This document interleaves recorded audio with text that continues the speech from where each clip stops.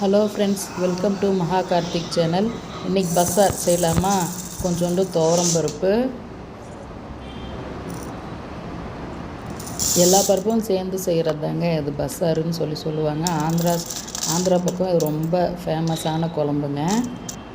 எங்கிட்ட முளைக்கட்டின சுண்டைக்கடலை இருந்தது, அதோட தட்டைப்பயிர் கொஞ்சம் சேர்த்திக்கலாம், பச்சைப்பயிர் கொஞ்சம் சேர்த்திக்கலாம். இது நல்லா கழுவிட்டு நம்ம குக்கரில் போட்டு வேக வச்சிடலாங்க.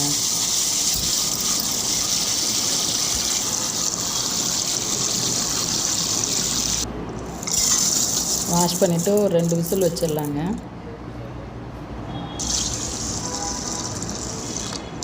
தண்ணி ஊற்றி வேக வச்சு தனியாக எடுத்து வச்சுக்கலாம். இதோட கொஞ்சம் உப்பு சேர்த்திக்கலாங்க.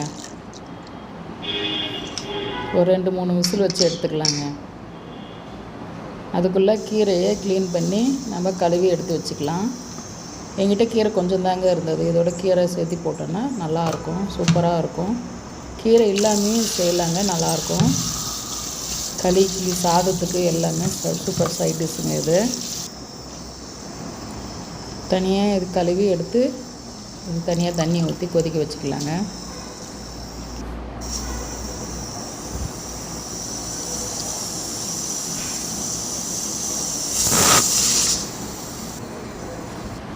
ஸ்டவ் பற்ற வச்சு இதுக்கு தேவையான பொருள் வந்து சின்ன வெங்காயத்தை நெருப்பில் சுட்டு நான் இது யூஸ் பண்ணுறேங்க.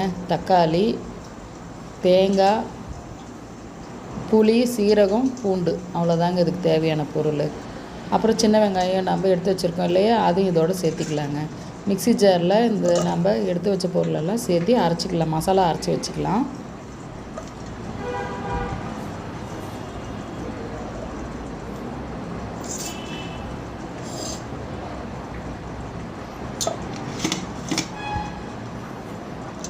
புளி, தக்காளி இதெல்லாம் சேர்த்திக்கலாம். மிக்ஸி ஜாரில் நல்லா நைஸாக அரைக்கணுங்க. இதோட நம்ம வேக வச்சு எடுத்து வச்சுருக்கோம் இல்லையா, அந்த பருப்பும் இதோட கொஞ்சம் சேர்த்தி வச்சு அரைக்கணும். இதோட கொஞ்சம் கீரையும் சேர்த்திக்கணுங்க. வேக வச்சு வச்சுருக்கோம் இல்லையா, அந்த கீரை அதையும் சேர்த்திக்கணும். இது எல்லாம் சேர்ந்து நல்லா நைஸாக அரைச்சிக்கணுங்க. நம்ம அதை வேக வச்சு வச்சுருக்கோம் இல்லையா, அந்த தண்ணியை வடிச்சிட்டு அதில் தான் நம்ம குழம்பு வைக்க போகிறோம். இதை வடித்து எடுத்து வச்சுக்கலாம். பாருங்கள், இதுதான் ஃபுல்லாக தண்ணி இல்லாமல் ட்ரை பண்ணி வச்சுருக்கோம் பாருங்கள். இப்போ வந்து நம்ம எடுத்து வச்சுருக்கோம் இல்லையா அந்த தண்ணி, அதில் வந்து இந்த மசாலாவை சேர்த்திக்கலாங்க. அதுக்கு முன்னாடி சாம்பார் தூள், மிளகாத்தூள், உங்களுக்கு எவ்வளோ காரம் தேவைப்படுமோ அந்த மிளகாத்தூள் சேர்த்திக்கலாம்.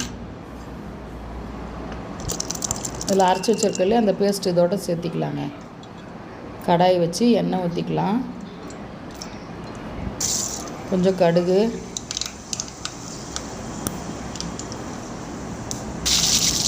கருவேப்பிலை, இதோட கொஞ்சம் வெங்காயம் சேர்த்துக்கலாம். சேர்த்திட்டு நல்லா வதக்கி விட்டுட்டு நம்ம கரைச்சி வச்சுருக்கோம் இல்லையா அந்த தண்ணியை அதில் சேர்த்துக்கலாம். அந்த மசாலா தண்ணியை அதில் சேர்த்துக்கலாங்க.